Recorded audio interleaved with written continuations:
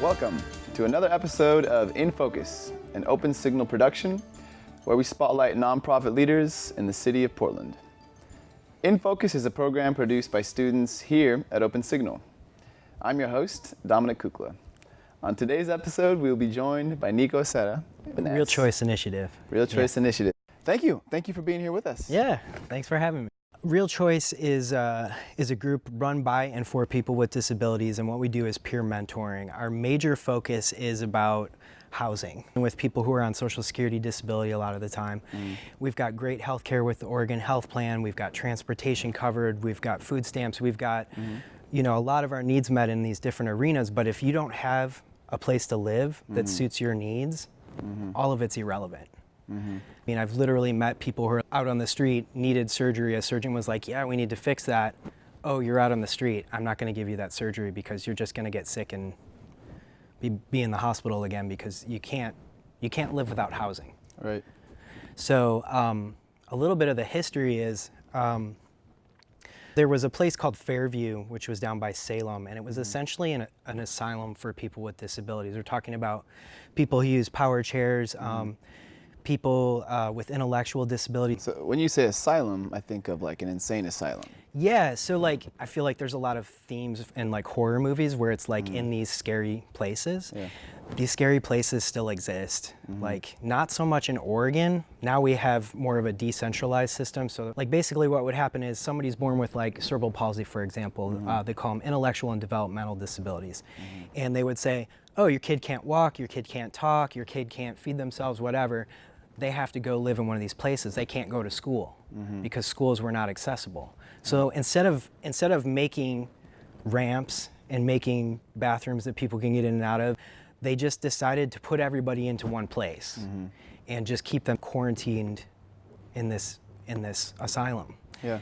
And meeting people who went through this, I mean, they were like, I lived with my family, everything was great, and then I turned 6 years old and it was time for me to go to school and they sent me off to this place. I know a guy that was there for 40 years. No one should be put in a detention center, and people describe them as like halfway houses and some of them like prisons because they have a low IQ or because they use a wheelchair.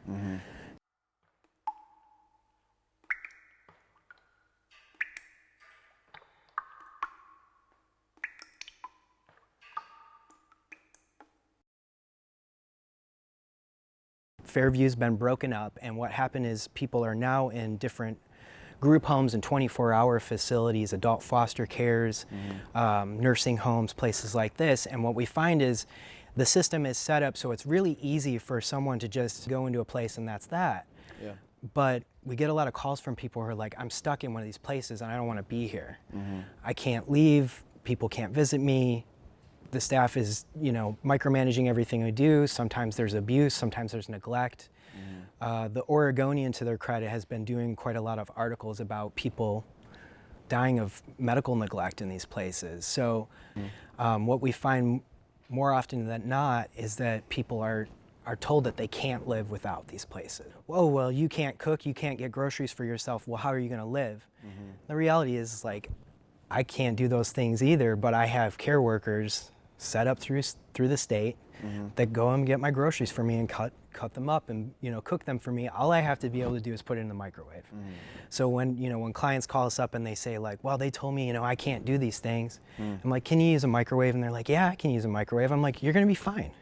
Really interesting stuff, and it really takes kind of like a specialized understanding, and also somebody who really cares, who wants to understand kind of the big picture of what somebody actually needs. Yeah, and I think part of it too is that I am at risk of being in one of these places. We're really trying to keep people off the streets, especially people who are brown and black, also like queer and trans people. And if you're all of those things, you're at significantly higher risk of violence from others and from authorities. Let me tell you more about like the successes that we've had this year. So we do like on the ground work with people, and we also do policy work. So this year we passed our first state law. That law has mandated that caseworkers have to at least once a year let people know they have an option to live outside of the institutions. Because right now, people just get stuck in these places and they don't know that they can leave. We also set it up so that we were doing the training of the caseworkers. We actually went down to Corvallis, was where the state convention happened this year, and we trained the caseworkers about how to have these conversations and how to look for housing and how to do X, Y, and Z to make it happen. So that was really exciting. We had a lot of going back and forth to Salem to testify, and it was just really cool. The governor signed our law, and yeah, it was really exciting. And this is another like very on the ground thing. So we went to the Housing Authority Home Forward, and we said there's a huge need for people with disabilities to have accessible housings. Can we get in and out the front door? Can we get in into the bathroom? Can we close the door in the bathroom while we're in there with our wheelchair? Like, can we get into the shower or the tub? You know what I mean? Right. Just, you know, those are the very, very basic. You can make everything else work, but if you can't get in and out the front door and you can't get into the bathroom, it's not going to work. We went together with Home Forward to the federal government. So we got 99 mainstream vouchers, and it was just for Multnomah County. We had over 700 people who are living in these institutions apply for those vouchers. So there's a huge need for people to move out of these places, and there's a huge want for it. So 9 other counties went out and applied for these same vouchers from the feds, because a huge part of it is the money issue. Most of us on Social Security are getting somewhere between $700 and $800 a month.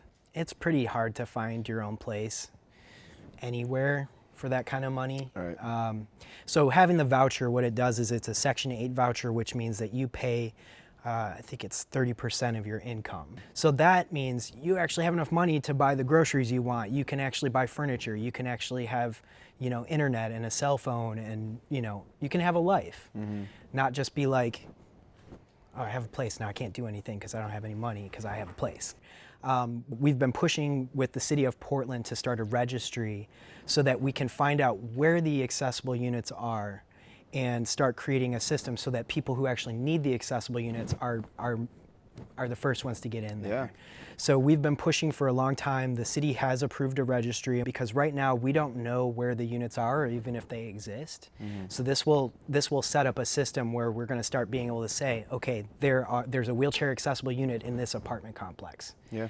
And start creating sort of a stack so that people can get into them who need them. Especially as we have aging generations.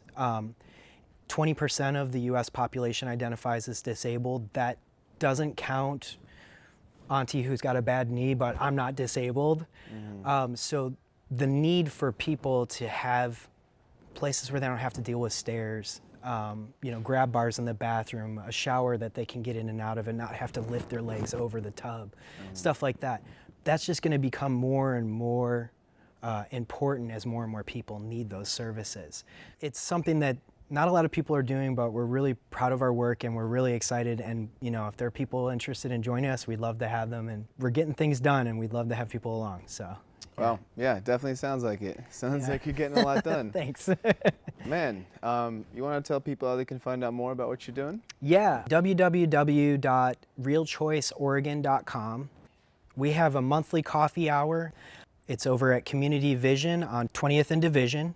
And it's an independent living coffee hour. It's for people with disabilities. It's also for care workers and family and stuff. And we just kind of hang out and have coffee together. And sometimes we have more of a formal meeting. That's the 4th Saturday of every month from 2 to 4 at 2475 Southeast Ladd Avenue. We have more information on our website. So Beautiful. Yeah. Thank you. Beautiful. Nico, thank you so much. Yeah, of course. Thanks for having me. Man, my pleasure. My pleasure. Absolute pleasure. Yeah. Folks, thank you so much for tuning in. Once again, that's Nico Serra. That's it for today's show. If you'd like to know more about how you can be a part of the next episode of this series, find us on the web at www.opensignalpdx.org. Thanks for watching. Yeah.